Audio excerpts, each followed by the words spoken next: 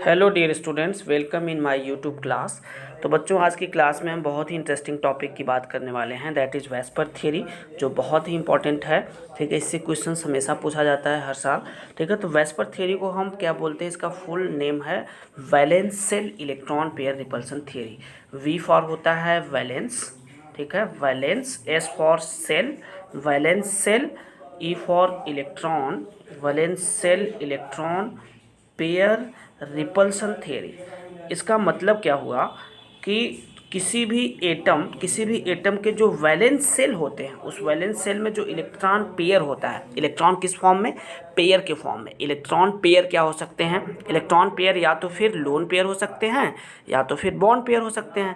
Lone pair हम उसको बोलेंगे जो बॉन्डिंग में इन्वॉल्व नहीं हो रहा है, ठीक है, और पेयर पेयर के फॉर्म में तो उसे हम लोन पेयर बोलेंगे। और बॉन्ड पेयर किसको बोलते हैं, जो बॉन्डिंग में इन्वॉल्व होता है, उसे बॉन्ड पेयर कहा जाता है। तो इलेक्ट्रॉन पेयर दो तरह के हो सकते हैं, लोन पेयर और बॉन्ड पेयर।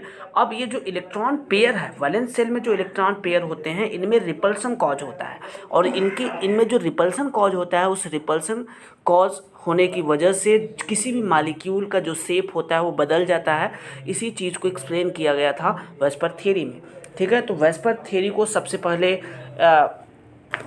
कुछ साइंटिस्ट ने प्रपोज किया। वेस्पर थ्योरी को सबसे पहले एक साइंटिस्ट थे सिडविक और पॉवेल, इन्होंने दिया था, ठीक है, 1940 में।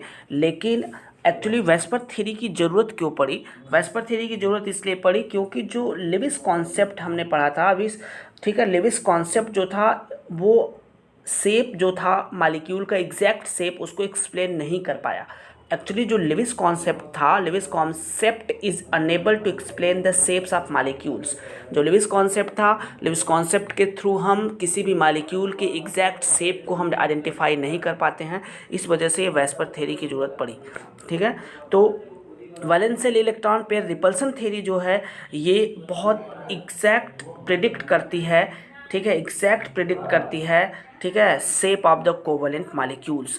वेस्पर थ्योरी जो होती है, ये किसी भी कोवलेंट मालिक्यूल्स के एग्जैक्ट शेप को बताती है। एग्जैक्ट शेप क्या होगा मालिक्यूल का, इसके बारे में बताता है। ठीक है, देखो, सिडविक और पॉवेल ने 1940 में प्रपोज किया था इस सिंपल थ्योरी को।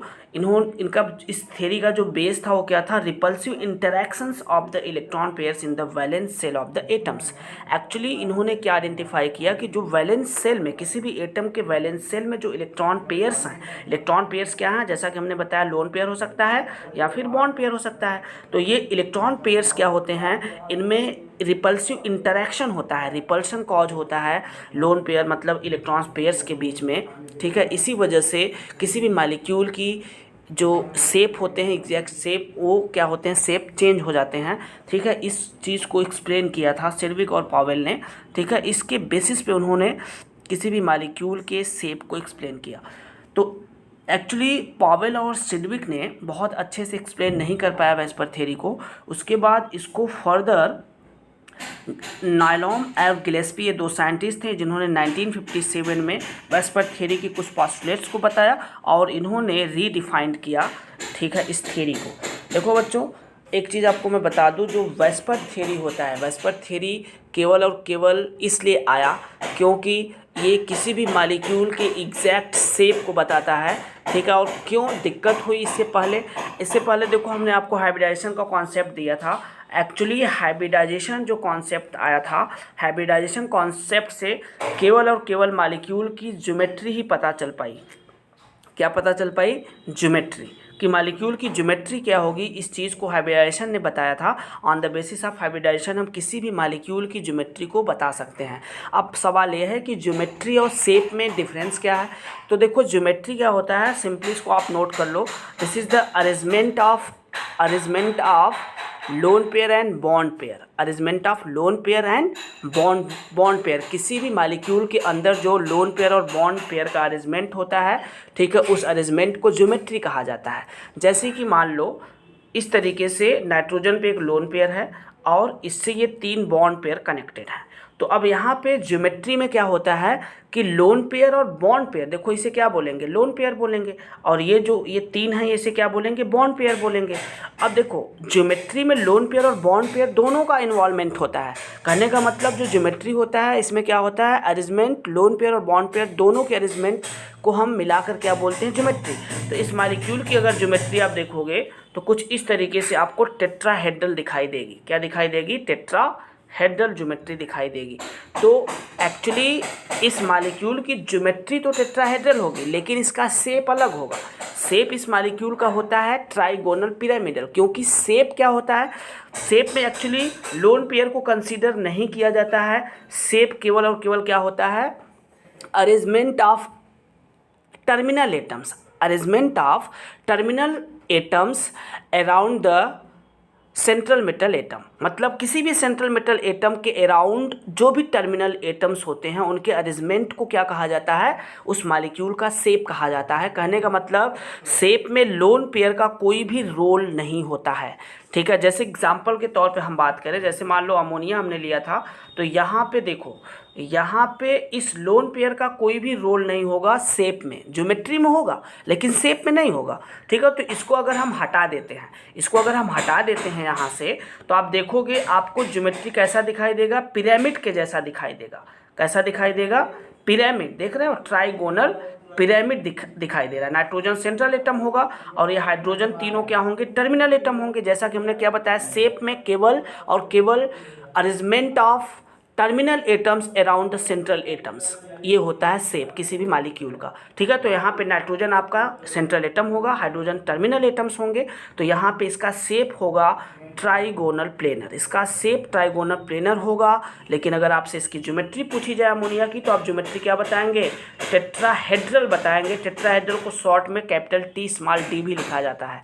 ठीक है, तो अब देखो वेस्पर थ्योरी की ज़रूरत क्यों पड़ी, जैसा कि कुछ एग्जांपल्स के थ्रू इसको हम समझाने की कोशिश करते हैं आपको। ठीक है, देखो एक्चुअली सबसे पहले एक एग्जांपल मैं ले रहा हूँ मेथेन का। देखो मेथेन का जब हम स्ट्रक्चर बनाते हैं तो कुछ इस तरीके से, ठीक है, ये हो गया मेथेन का।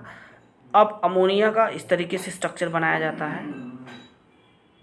ठीक है, और वाटर का सेंट्रल एटम ऑक्सीजन होता है, ऑक्सीजन पे 2 लोन पेयर होते हैं। ठीक है, और ये 2 हाइड्रोजन एटम इसमें टर्मिनल एटम होते हैं। ठीक है बच्चों, देखो ये तीनों स्ट्रक्चर को बहुत ध्यान से समझने की कोशिश करो। अब इसमें ज़रा देखो हुआ क्या कि इन तीनों मॉलिक्यूल्स में अगर आप हाइब्रिडाइजेशन फाइंड आउट करोगे तो इनमें हाइब्रिडाइजेशन sp3 ही मिलेगा। sp3 तीनों में हाइब्रिडेशन स्टेट sp3 मिलेगा। ठीक है, तीनों में हाइब्रिडेशन स्टेट sp3 मिलेगा, और इन तीनों में स्टेरिक नंबर आप जब निकालोगे तो 4 दिखाई देगा। स्टेरिक नंबर कितना होगा, 4 होगा।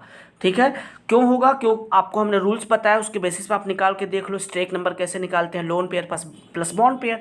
तो मेथेन में तो चारों बॉन्ड पेयर है, इसमें लोन पेयर है ही नहीं, तो 4 बॉन्ड पेयर, तो स्टेरिक नंबर 4, हाइब्रिडेशन sp3। और सेकेंड अमोनिया के केस में देखो क्या है, बॉन्ड पेयर 3 है और लोन पेयर 1 है, तो 3 + 1 4 स्टेरिक नंबर, हाइब्रिडेशन sp3। यहाँ वाटर के केस में देखो बॉन्ड पेयर 2 है, ठीक, और लोन पेयर 2 है, तो स्टेरिक नंबर 4 हुआ, हाइब्रिडेशन sp3 हुआ। अब देखो तीनों में हाइब्रिडेशन सेम है, तीनों में स्टेरिक नंबर सेम है, लेकिन यहाँ पे क्या हो रहा है, ये देखा गया कि इन तीनों की ज्योमेट्री तो टेट्राहेड्रल ही होगी। इन तीनों मॉलिक्यूल की अगर आपसे पूछी जाए ज्योमेट्री, तो आप ज्योमेट्री टेट्राहेड्रल बताएंगे, लेकिन इन तीनों मॉलिक्यूल्स के शेप अलग अलग हैं। ठीक है, ये देखा गया कि मेथेन में ये देखा गया, और कि कहीं ना कहीं इन बॉन्ड्स के बीच में ये जो आप देख रहे हो बॉन्ड पेयर, इन बॉन्ड्स के बीच में 2 इलेक्ट्रॉन्स प्रेजेंट होते हैं, एक हाइड्रोजन का और एक कार्बन का, तो इन्हें हम क्या बोलते हैं, बॉन्ड पेयर। क्या बोलते हैं, बॉन्ड पेयर। तो कहीं ना कहीं बॉन्ड पेयर में रिपल्सन यहाँ पे कुछ ना कुछ होता है, जिसकी वजह से यहाँ पे एंगल, टेट्राहेड्रल ज्योमेट्री अगर कहीं भी है तो यहाँ पे जो एंगल होता है वो कितना होता है, 109 डिग्री 28 मिनट। ठीक है, 109 डिग्री 28 मिनट इसका एंगल होता है। ठीक है, यहाँ पे एंगल इतना होता है ये। और अमोनिया मॉलिक्यूल में देखा गया कि अमोनिया मॉलिक्यूल में जो एंगल पाया गया वो कितना पाया गया, 107 डिग्री 107 डिग्री, जबकि वाटर के केस में 104.5 104.5 डिग्री एंगल, या कुछ बुक्स में 105 डिग्री भी लिखता है। तो ये देखा गया कि जब तीनों मॉलिक्यूल्स में हाइब्रिडाइजेशन सेम है, ठीक है, स्टेरिक नंबर सेम है, सब कुछ ठीक है, लेकिन यहाँ पे एंगल्स में डिफरेंट क्यों हो रहा है, तो यहाँ पे ये डिसाइड किया गया कहीं ना कहीं, ठीक है, जो साइंटिस्ट थे गिलेस्पी और नायलॉन में, इन्होंने क्या बताया कि कहीं ना कहीं इन मॉलिक्यूल्स के जो टर्मिनल एटम्स हैं और जो यहाँ पे नॉन बॉन्डिंग इलेक्ट्रॉन्स जैसा कि लोन पेयर इलेक्ट्रॉन्स है, कहीं ना कहीं इनमें क्या हो रहा है, रिपल्सिव इंटरैक्शंस कॉज कर रहा है, ठीक है। तो ये बताया गया कि मेथेन में यहाँ पे बॉन्ड पेयर रिपल्सन हो रहा है। फिर यहाँ पे ये देखा गया कि ये जो लोन पेयर है, अमोनिया के केस में देखो जो लोन पेयर है, ये लोन पेयर का क्या कर रहा है, इस बॉन्ड पेयर को क्या कर रहा है, रिपल्सन कॉज कर रहा है। कहीं ना कहीं ये लोन पेयर, अमोनिया का लोन पेयर इस हाइड्रोजन के तीनों बॉन्ड्स को दबा दे रहा है नीचे की तरफ, ठीक है। इसी वजह से यहाँ पे एंगल क्या हो जा रहा है, कम हो जा रहा है, ठीक है। और यहाँ देखो वाटर के केस में दो लोन पेयर है, तो जाहिर सी बात है अगर दो लोन पेयर है तो कुछ ज़्यादा ही दबाएंगे इस बॉन्ड पेयर को, ऑक्सीजन हाइड्रोजन बॉन्ड को क्या करेंगे, ये ज़्यादा से ज़्यादा नीचे की तरफ दबा देंगे, ठीक है। यहाँ पे कहीं ना कहीं लोन पेयर दो लोन पेयर होने की वजह से यहाँ पे रिपल्सिव इंटरेक्शंस काफ़ी ज़्यादा है, इसी वजह से ये दोनों बॉन्ड्स नीचे की तरफ दब जा रहे हैं यहाँ पे, इसी वजह से बॉन्ड एंगल कम हो जा रहा है। तो वाटर में आप क्या देख रहे हो, सबसे कम बॉन्ड एंगल है, और उसके बाद थोड़ा सा ज़्यादा है अमोनिया में 107 डिग्री। ऐसा क्यों, क्योंकि अमोनिया में एक ही लोन पेयर है, और मेथेन में सबसे ज़्यादा बॉन्ड पेयर है, बॉन्ड एंगल है 109 डिग्री 28 मिनट। ऐसा क्यों, क्योंकि मेथेन में लोन पेयर है ही नहीं। तो कहने का मतलब ये कि लोन पेयर की वजह से किसी भी मॉलिक्यूल के अंदर रिपल्सिव इंटरेक्शन काफ़ी ज़्यादा होता है, ठीक है, ये फाइंड आउट किया गया। और इनमें एक इंटरेक्शन बताया गया, ठीक है, इसके बेसिस पे, ठीक है, कुछ रिपल्सिव इंटरेक्शंस बताया गया इलेक्ट्रॉन पेयर का, ठीक है। तो इलेक्ट्रॉन पेयर का रिपल्सिव इंटरेक्शन का जो ऑर्डर बताया गया वो क्या बताया गया कि सबसे ज़्यादा रिपल्सिव इंटरेक्शन लोन पेयर के बीच में होता है। जहाँ पे ऐसे मॉलिक्यूल जिसमें दो लोन पेयर होते हैं, कहीं ना कहीं उसमें लोन पेयर रिपल्सन बहुत ज़्यादा होगा, और लोन पेयर रिपल्सन जहाँ पे ज़्यादा होता है वहाँ पे बॉन्ड एंगल क्या होता है, कम हो जाता है, बॉन्ड एंगल कम हो जाता है। और इसके बाद क्या बताया गया कि बॉन्ड पेयर और लोन पेयर के बीच में रिपल्सिव इंटरेक्शन होता है। लोन पेयर का एग्जांपल क्या था, वाटर था, ठीक है, जिसमें दो लोन पेयर था। अब बॉन्ड पेयर लोन पेयर का एग्जांपल अमोनिया हो जाएगा, जिसमें एक लोन पेयर था, एक ही लोन पेयर, और बाकी बॉन्ड पेयर था। इसके बाद क्या बताया गया, बॉन्ड पेयर में रिपल्सिव इंटरेक्शन काम करता है, जो कि मेथेन इसका एग्जाम्पल था, ठीक है। तो इस तरीके से मेथेन में बॉन्ड एंगल सबसे ज़्यादा होगा, बॉन्ड एंगल इसमें ज़्यादा इसलिए होगा क्योंकि इसमें रिपल्सिव इंटरेक्शन सबसे कम होता है। तो ये ऑर्डर बताया गया, ठीक है, किसी भी मॉलिक्यूल में ये रिपल्सिव इंटरेक्शन जो इलेक्ट्रॉन पेयर का होता है वो इस तरीके से होता है कि सबसे ज़्यादा लोन पेयर में रिपल्सिव इंटरेक्शन होता है, उसके बाद बॉन्ड पेयर लोन पेयर में होता है, और सबसे कम बॉन्ड पेयर में होता है, ठीक है बच्चों। देखो अब नेक्स्ट हम कुछ बात करते हैं वेस्पर थ्योरी के बारे में, इसके क्या पोस्टुलेट्स रहे। तो एक्चुअली वेस्पर थ्योरी इसीलिए आई कि किसी भी मॉलिक्यूल में हम हाइब्रिडाइजेशन तो निकाल कर उसकी ज्योमेट्री तो बता देते हैं, लेकिन उसका एग्जैक्ट शेप प्रिडिक्ट नहीं कर पाया हाइब्रिडाइजेशन कॉन्सेप्ट हो चाहे लेविस कॉन्सेप्ट हो, कोई भी कॉन्सेप्ट एग्जैक्ट किसी भी मॉलिक्यूल के शेप को प्रिडिक्ट नहीं कर पाया, ठीक है। हाँ, हाइब्रिडाइजेशन ये था कि हाइब्रिडाइजेशन के थ्रू हम ये बता सकते थे कि किसी भी मॉलिक्यूल का ज्योमेट्री क्या होगा, लेकिन एग्जैक्ट शेप नहीं बता पाते, ठीक है। इसी वजह से वेस्पर थ्योरी की ज़रूरत पड़ी, ठीक है। तो वेस्पर थ्योरी के क्या मेन पोस्टुलेट्स है इसकी हम बात करते हैं, ठीक है। तो देखो जो सबसे पहला पोस्टुलेट्स था वेस्पर थ्योरी को, वो क्या था कि the shape of a molecule depends upon the number of valence shell electron pairs around the central atom.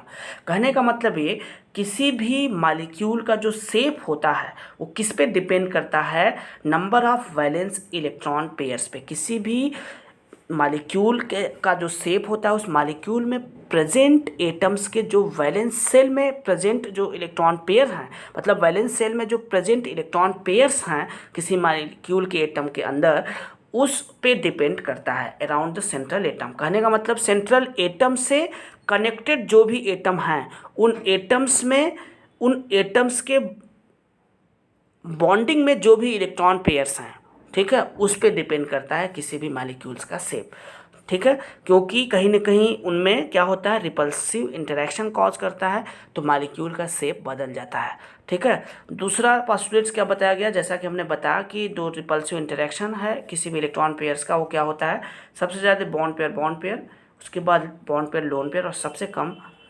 सबसे ज़्यादा लोन पेयर, उसके बाद बॉन्ड पेयर लोन पेयर, और सबसे कम बॉन्ड पेयर, ये इसका ऑर्डर है रिपल्सिव इंटरेक्शन का। तो कुछ मेन पोस्टुलेट्स हमने बता दिया, बाकी आप देख लेंगे, ठीक है, इतना काफ़ी है, ठीक है। देखो अब नेक्स्ट हम बात करते हैं कि for the prediction of geometrical shapes of molecules with the help of VSEPR theory, जब भी हम वेस्पर थ्योरी के मदद से किसी भी मॉलिक्यूल के ज्योमेट्रिकल शेप को जब हम प्रिडिक्ट करते हैं, ठीक है, with the help of VSEPR theory, तो यहाँ पे क्या बताया गया कि it is convenient two divided molecules into two categories, ठीक है, मॉलिक्यूल्स को दो तरीके से डिवाइड किया गया है with the help of VSEPR theory. With the help of VSEPR theory क्या होता है कि सबसे पहले मॉलिक्यूल, कुछ ऐसे मॉलिक्यूल्स होते हैं जिनके सेंट्रल एटम पे लोन पेयर नहीं होता है, जबकि कुछ ऐसे भी मॉलिक्यूल्स होते हैं जिनके सेंट्रल एटम पे क्या होता है, लोन पेयर प्रेजेंट होता है। मॉलिक्यूल में सेंट्रल एटम पे लोन पेयर प्रेजेंट होता है, तो दो तरह के एटम्स होते हैं, ठीक है। ऐसे जैसे CH4 हो गया, तो CH4 में देखो कार्बन क्या था, सेंट्रल एटम था, तो कार्बन पे लोन पेयर नहीं था, जबकि कुछ ऐसे मॉलिक्यूल्स होते हैं जिनमें सेंट्रल एटम पे लोन पेयर होता है। जैसे एग्जाम्पल में वाटर आपने देखा, अमोनिया आपने देखा, ठीक है, तो अमोनिया पे नाइट्रोजन पे लोन पेयर होता है, वाटर में ऑक्सीजन पे लोन पेयर होता है। तो ये दो तरह के मॉलिक्यूल्स होते हैं, और इन दोनों तरह के मॉलिक्यूल्स को की शेप को किस तरीके से आइडेंटिफाई किया गया, ये हमने आपको चार्ट जो हमने सेंड किया था उसमें आप देख लो, बताया गया है, ठीक है। अब देखो इससे रिलेटेड क्वेश्चंस किस तरीके के पूछे जाते हैं, ठीक है। तो क्वेश्चंस आप देख लो, एक क्वेश्चंस आपके स्क्रीन पे है, determine hybridization state and geometrical shapes in the following molecules. अब यहाँ पे मैं एग्जांपल, बहुत ही इंटरेस्टिंग एग्जांपल मैं लेने जा रहा हूँ। जैसा कि हमने ले लिया IO3-, बहुत ध्यान से समझना, ठीक है, IO3-। अब ये इस IO3- में हमें हाइब्रिडेशन स्टेट बताना है और ज्योमेट्रिकल शेप बताना है, ठीक है, मॉलिक्यूल का एग्जैक्ट शेप क्या होगा on the basis of VSEPR theory. अब देखो IO3- में सबसे पहले हमें हाइब्रिडेशन स्टेट निकालना होगा, स्टेरिक नंबर निकालना होगा। इसमें सेंट्रल एटम I होगा, I का वैलेंस इलेक्ट्रॉन कितना होता है, 7 होता है, जैसा कि आप जानते हो, ठीक है, 7th ग्रुप में होता है। ऑक्सीजन कितना है, देखो IO3- में एक नेगेटिव चार्ज, इसलिए यहाँ पे एक एक्स्ट्रा इलेक्ट्रॉन हमें दिखाना होगा। अब O3 ऑक्सीजन क्या है, टर्मिनल एटम है, कितने ऑक्सीजन है, 3, एक ऑक्सीजन 2 इलेक्ट्रॉन के साथ बॉन्डिंग कर लेगा इस तरीके से। तो अब देखो यहाँ पे एक लोन पेयर दिखाई देगा। अब डबल बॉन्ड के केस में हमने क्या बताया था, एक सिग्मा एक पाई होता है, जबकि पाई बॉन्ड इन्वॉल्व नहीं होता है हाइब्रिडेशन में, इसलिए हम केवल सिग्मा को ही कंसिडर करेंगे। तो सिग्मा की वजह से 3 सिग्मा है, 1 2 3, ये 3 सिग्मा, इसलिए 3 बॉन्ड पेयर हुआ। और लोन पेयर कितना हुआ, एक लोन पेयर हुआ, एक लोन पेयर और 3 बॉन्ड पेयर। स्टेरिक नंबर कितना हुआ, 4। हाइब्रिडेशन क्या होगा इसमें, sp3 होगा। अब देखो आपने हाइब्रिडेशन तो निकाले, sp3 होगा, लेकिन अब सवाल ये है कि इसकी ज्योमेट्री क्या होगी। तो अब ज्योमेट्री आपको शेप क्या होगा, ये आपको याद होना चाहिए कि जब 3 बॉन्ड पेयर और एक लोन पेयर होता है तो इसका शेप क्या होता है, इसका शेप ट्राइगोनल पिरामिडल होता है, इसलिए आप ट्राइगोनल पिरामिडल ही बताएंगे इसका शेप। और अगर शेप बनाने के लिए बोलेगा तो आप कैसे बनाएंगे, देखो इसको याद रखना कि 3 बॉन्ड पेयर एक लोन पेयर के केस में क्या होता है, शेप ट्राइगोनल प्लेनर होता है। कैसे बनाएंगे हम, आइस में सेंट्रल एटम था, ठीक है, अब एक लोन पेयर था, तो लोन पेयर को हमने यहाँ पे दिखा दिया, ठीक है, और टर्मिनल एटम कितने हैं, 3 हैं ऑक्सीजन के। तो इस तरीके से हमने तीनों और टर्मिनल एटम्स को दिखा दिया। अब ऑक्सीजन डबल बॉन्ड से कनेक्टेड होता है, इसलिए यहाँ पे हम डबल बॉन्ड दिखाएंगे, ठीक है। तो ये हो गया आपका ट्राइगोनल प्लेनर, ये हो गया आपका ट्राइगोनल प्लेनर। कंप्लीट ज्योमेट्री बनाना है तो यहाँ पे इस डॉट फॉर्म में आप इस तरीके से मिला दीजिए, डॉटेड लाइन से आप इस तरीके से मिला दीजिए, ठीक है। ये हो गया आपका complete trigonal pyramidal. This is trigonal pyramidal geometry, इसे क्या बोलेंगे, पिरामिडल ज्योमेट्री, ठीक है। दिस इज पिरामिड के जैसा लग रहा है ना। अगर लोन पेयर को हम हटा दें, अगर हम लोन पेयर को छिपा दें, ठीक है, तो आपको पिरामिड के जैसा दिखाई देगा ये, ठीक है। अब देखो सेकेंड एग्जांपल, कुछ और एग्जांपल्स हम देखते हैं। जैसे मान लो ClF3 है। अब अगर ClF3 मॉलिक्यूल में हमें शेप और हाइब्रिडेशन स्टेट और शेप और इसकी ज्योमेट्री शेप इसका बनाना हो और इसका ज्योमेट्री क्या होगी अगर हमें ये बताना हो, ठीक है, तो हम कैसे बताएंगे। देखो ClF3 में Cl क्या होगा, सेंट्रल एटम होगा, इसका वैलेंस इलेक्ट्रॉन कितना होता है, 7 होता है, जैसा कि आप जानते हो, ठीक है। अब इसमें टर्मिनल एटम कितने हैं, फ्लोरीन 3 है, तो हर एक फ्लोरीन एक इलेक्ट्रॉन के साथ बॉन्डिंग कर लेगा। तो अब देखो लोन पेयर कितना बचा, एक यहाँ पे और एक यहाँ पे। तो इसमें देखो ध्यान से देखो, लोन पेयर कितना है, 2 है, और बॉन्ड पेयर कितना है, 3 है। ध्यान से देखो बॉन्ड पेयर कितना है, इसमें 3 है। अब लोन पेयर 2 और बॉन्ड पेयर 3, तो टोटल स्टेरिक नंबर कितना हुआ इसका, 5 हुआ। अब स्टेरिक नंबर 5 हुआ तो हाइब्रेशन क्या बनेगा, sp3d बनेगा, sp3d हाइब्रेशन बनेगा, sp3d। अब जरा देखो, आपसे अगर पूछा जाए कि इसका शेप क्या होगा, सॉरी इसका ज्योमेट्री क्या होगा, तो ज्योमेट्री तो आप अगर स्टेरिक नंबर 5 है तो इसका ज्योमेट्री आप तो क्या बताएंगे, ट्राइगोनल बाइपिरामिडल बताएंगे। देखो ज्योमेट्री में हमने बार बार बताया है कि ज्योमेट्री में लोन पेयर इन्वॉल्व होता है, ठीक है। इसलिए यहाँ पे स्टेरिक नंबर 5 के केस में स्टेरिक नंबर 5 जिस भी मालिक्यूल का स्टेरिक नंबर 5 आएगा, उन सारे मालिक्यूल्स की ज्योमेट्री क्या होगी, ट्राइगोनल बाइपिरामिडल होगी, ठीक है। हाँ शेप अलग होगा, शेप डिफरेंट होगा, लेकिन ज्योमेट्री ट्राइगोनल बाइपिरामिडल होगी, ठीक है। आप ज्योमेट्री ट्राइगोनल बाइपिरामिडल लिखेंगे। अगर आपसे शेप पूछा जाएगा तब शेप आप क्या बताएंगे, जैसा कि आप देखेंगे चार्ट में तो दिया होगा कि अगर 3 बॉन्ड पेयर और 2 लोन पेयर है, ठीक है, अगर 3 बॉन्ड पेयर और 2 लोन पेयर है तो उस कंडीशन में, ठीक है, इसका शेप होता है टी शेप। क्या होता है, टी शेप होता है। इसका शेप आप क्या बताएंगे, टी शेप, ठीक है। अगर बनाना है आपको, शेप बनाने के लिए बोलता है, वैसे बनाना चाहिए। अगर टी शेप बताएंगे शेप, और बनाएंगे कैसे, देखो अगर स्टेरिक नंबर 5 का केस है तो जैसा कि डायग्राम में आप एक ट्रायंगल बना लीजिए और बीच में सेंट्रल एटम को रख दीजिए। जैसे Cl सेंट्रल एटम था तो हमने बीच में सेंट्रल एटम को रख के ये तीनों बॉन्ड्स हमने बना दिया। अब इन तीनों बॉन्ड्स को क्या बोलते हैं, इन तीनों बॉन्ड्स को कहा जाता है इक्विटोरियल बॉन्ड। क्या कहा जाता है, इक्विटोरियल बॉन्ड, ठीक है। और एक ऊपर और एक नीचे बनाते हैं, इनको क्या कहा जाता है, एक्सियल बॉन्ड कहा जाता है। बहुत ध्यान से समझ लो मेरी बात, इन्हें एक्सियल बॉन्ड, और इसमें 3 क्या हो गए, इक्विटोरियल बॉन्ड, एक ये और एक ये, और एक ऊपर एक नीचे, ये 2 क्या हो गए, एक्सियल बॉन्ड। अब देखो ध्यान से समझना, इसमें लोन पेयर स्टेरिक नंबर 5 के केस में हमेशा लोन पेयर को कहाँ रखते हैं, इक्विटोरियल बॉन्ड पे रखते हैं, इक्विटोरियल बॉन्ड पे रखते हैं, इस चीज़ को हमेशा याद रखना। लेकिन स्टेरिक नंबर 6 के केस में क्या होता है कि लोन पेयर को एक्सियल बॉन्ड पे रखा जाता है, लेकिन 5 के केस में, स्टेरिक नंबर 5 के केस में इक्विटोरियल बॉन्ड पे रखा जाता है लोन पेयर को। तो लोन पेयर 2 था तो एक यहाँ पे हमने रख दिया लोन पेयर, ठीक है, यहाँ पे रख दिया, और एक यहाँ पे हमने रख दिया लोन पेयर, ठीक है, 2 हो गया। ध्यान से समझना। अब 3 टर्मिनल एटम था, Cl 3 था, तो एक यहाँ ऊपर लिख दिया, एक यहाँ नीचे लिख दिया, और एक यहाँ लिख दिया। अब लोन पेयर को अगर आप छिपा दो तो आपको देखो टी शेप दिखाई देगा। ये ज्योमेट्री आप बना देंगे, ठीक है, ये शेप बना देंगे, बहुत इंपॉर्टेंट है, बनाना चाहिए, ठीक है।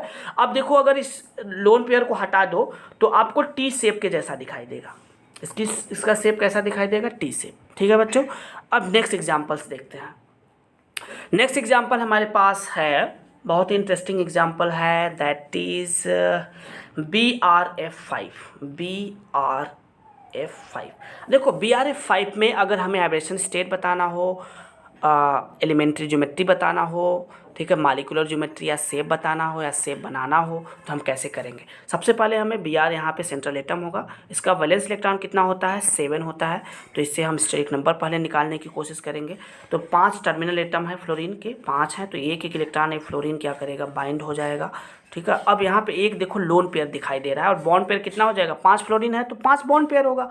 ध्यान से समझना, बॉन्ड पेयर कितना है, 5 है, और लोन पेयर इसमें कितना है, 1 है। लोन पेयर 1, बॉन्ड पेयर 5, तो स्टेरिक नंबर कितना हुआ, 6 हुआ। अब स्टेरिक नंबर 6 हुआ तो हाइब्रेशन स्टेट क्या होगा, sp3d2 हो जाएगा, हाइब्रेशन sp3d2 होगा। अब स्टेरिक नंबर 6 के लिए जितने भी मालिक्यूल्स हैं, अगर किसी भी मालिक्यूल में स्टेरिक नंबर 6 आ रहा है तो उन सब मालिक्यूल्स की ज्योमेट्री क्या होगी, ऑक्टाहेड्रल होगी, ऑक्टाहेड्रल होगी। शॉर्ट में ऑक्टाहेड्रल को OH लिखा जाता है, ठीक है। तो ऑक्टाहेड्रल इसकी ज्योमेट्री होगी, ध्यान से समझ लो, इसकी ज्योमेट्री तो ऑक्टाहेड्रल होगी, लेकिन शेप अलग होगा। ज्योमेट्री ऑक्टाहेड्रल होगी लेकिन शेप इसका डिफरेंट होगा। अब शेप क्या होगा इसको आप देख लो, ठीक है। शेप में हमने क्या लिखवाया है, आप चार्ट में देखेंगे तो हमने बताया है कि अगर 5 बॉन्ड पेयर है, अगर 5 बॉन्ड पेयर और एक लोन पेयर है किसी भी मालिक्यूल में, तो उसका शेप क्या होता है, स्क्वायर पिरामिडल होता है। नोट कर लो, स्क्वायर पिरामिडल होता है, देख लेना, ठीक है, स्क्वायर पिरामिडल होता है। अब सवाल ये है कि स्क्वायर पिरामिडल बनेगा कैसे। अब देखो, अगर स्टेरिक नंबर 6 का केस है तो हमेशा क्या करो कि आप पहले ना स्क्वायर बना लिया करो। स्क्वायर बनाने के बाद बीच में आप सेंट्रल एटम को रख दो। बी आर क्या था, सेंट्रल एटम था, हमने बीच में रख के इन 4 बॉन्ड्स को मिला दिया। अब ये 4 बॉन्ड क्या है, दिस इज इक्विटोरियल बॉन्ड। ध्यान से समझना, स्टेरिक नंबर 6 के केस में इक्विटोरियल बॉन्ड कितना होता है, 4 होता है, और एक्सियल बॉन्ड इसमें 2 ही होता है, एक ऊपर और नीचे। ये दोनों क्या है, ऊपर नीचे वाले क्या है, एक्सियल बॉन्ड है, एक्सियल बॉन्ड है, ठीक है। तो एक्सियल बॉन्ड इसमें 2 होगा, इक्विटोरियल बॉन्ड 4 होगा, ठीक है। अब देखो ध्यान से, हमने क्या बताया था कि स्टेरिक नंबर 6 के केस में लोन पेयर कहाँ जाता है, एक्सियल बॉन्ड पे जाता है, इक्विटोरियल पे नहीं जाता है। इसको याद रखना, अगर स्टेरिक नंबर 6 है तो हम लोन पेयर को हमेशा कहाँ रखेंगे, एक्सियल बॉन्ड पे रखेंगे, ठीक है। तो मान लो एक्सियल बॉन्ड, नीचे वाले एक्सियल बॉन्ड पे हमने यहाँ लोन पेयर को रख दिया।